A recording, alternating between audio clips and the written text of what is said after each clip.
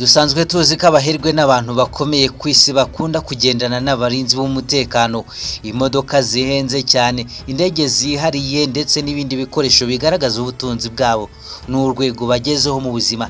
Ariko se byagenda bite uramutse uri kugenda mu nzira ugahura n'umuntu ugendana inzoka ebyiri nini ku bitugu aho kugendana bodyguard zisanzwe?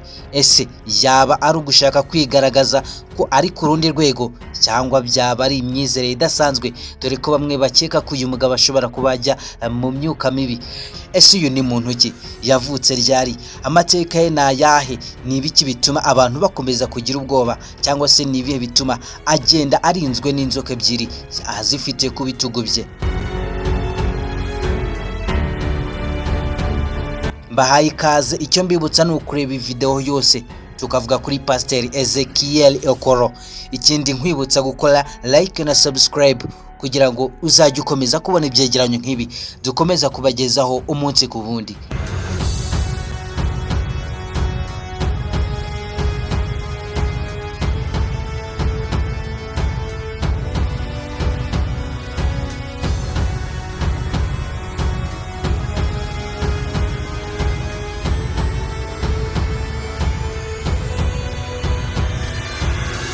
Uyu munsi tugiye kugaruka ku nkuru y'ikimenya bose ya Pasiteri Ezekiel Ekolo, umugabo wavuzwe cyane mu bice bitandukanye bya Nigeria kubera ibintu bitangaza abantu kandi rimwe na rimwe bikabatera ubwoba. Haramufata nk'umukozi w'Imana udasanzwe, haramubonamo umuntu ufite amabanga akomeye, ndetse hari n'abavuga ko nta muntu ushobora gusobanura neza uko ubuzima bwe bwari bumeze. Ese uyu ni muntu ki? Yavutse ryari? Amateka ye ni ayahe? Ni ibiki bituma abantu bakomeza kugira ubwoba, cyangwa se ni ibihe bituma agenda arinzwe n'inzoka ebyiri?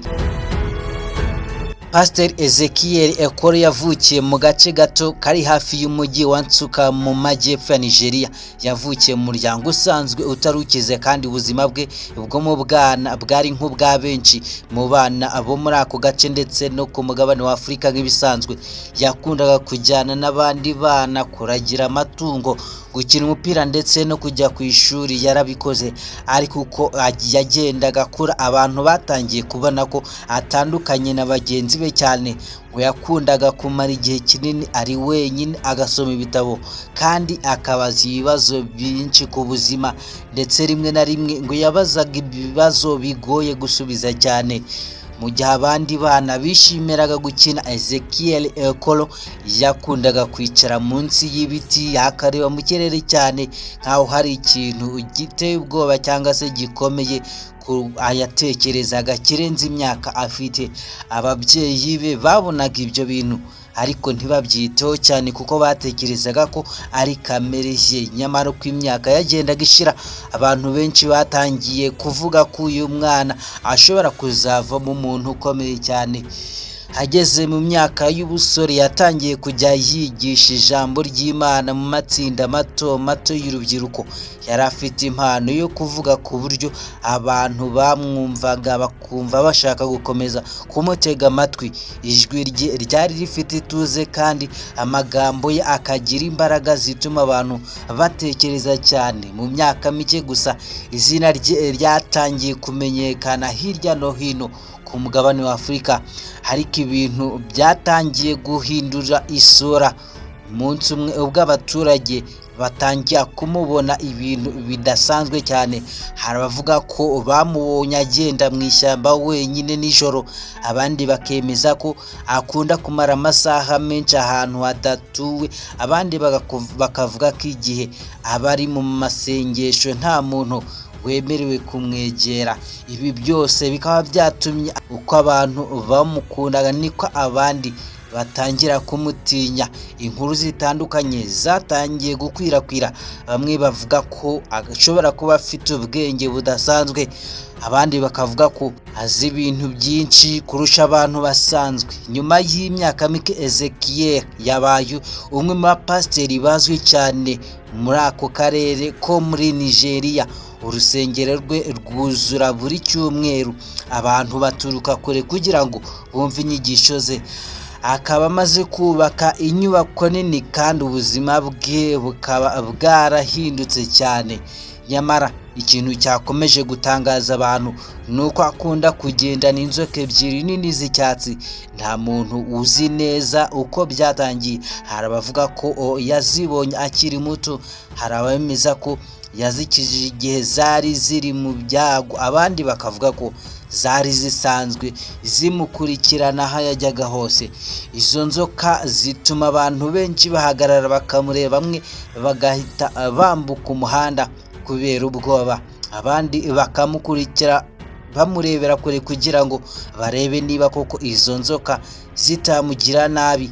Ariko igitangaje nuko nta muntu wigeze abona zimusagara cyangwa se zimugira nabi.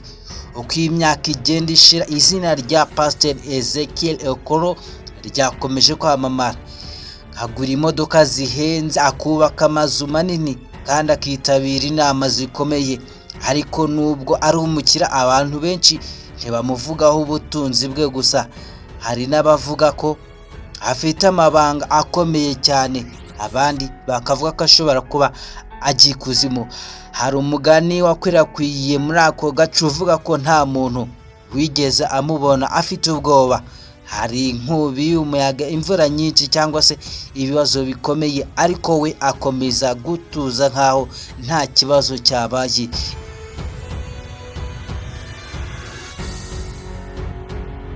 Ibi bituma abantu bakomeza kwibaza uyu mugabo akura imbaraga zidasanzwe. Umunsi umwe umunyamakuru uzwi cyane yafashe icyemezo cyo gukora ubushakashatsi ku buzima bwa Pastor Ezekiel. Yamaze amezi menshi avugana n'abaturage, inshuti ze ndetse n'abantu bari bamuzi kuva akiri umwana. Ariko uko yabazaga abantu niko yabonaga ibisubizo bitandukanye. Nta muntu n'umwe utanga inkuru isa n'iyundi. Hari abavuga ko hari abamuvugaga nk'umuntu mwiza cyane wagiraga umutima wo gufasha abakene. Hari abamuvuga nk'umuntu ukunda kuba wenyine, abandi bakamufata nk'umuntu ugoye gusobanukirwa cyane. Amaherezo uwo munyamakuru yaje kugera ku mwanzuro umwe gusa, abantu benshi batinya ibyo batasobanukirwa. Yabonye ko inkuru nyinshi zivuga kuri Pastor Ezekiel zishingiye ku bwoba, ku mabanga n'ibitekerezo by'abaturage kurusha ibimenyetso bifatika. Nyuma y'igihe kirekire abantu batandukanye bamaze kumenya uko abantu batangiye kumenya kubaho kw'inzoka ze ntago zigiteye abantu ubwoba nk'uko byari bimeze mbere.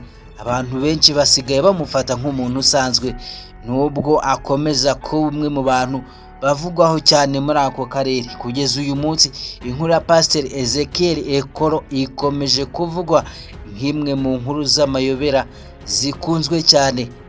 Umunsi umwe umunyamakuru uzwi cyane yafashe icyemezo cyo gukora ubushakashatsi ku buzima bwa Pastor Ezekiel.